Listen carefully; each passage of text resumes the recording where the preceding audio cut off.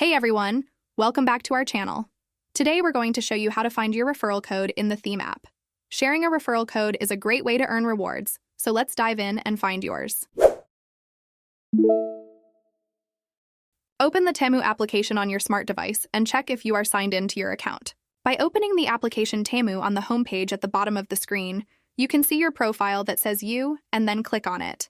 Then, on the new page, in the drop-down menu, scroll down to the option Earn Credits and Free Gifts and click on it. By clicking on the option, the next page will open where you will look for the option Redeem Credit and click on it.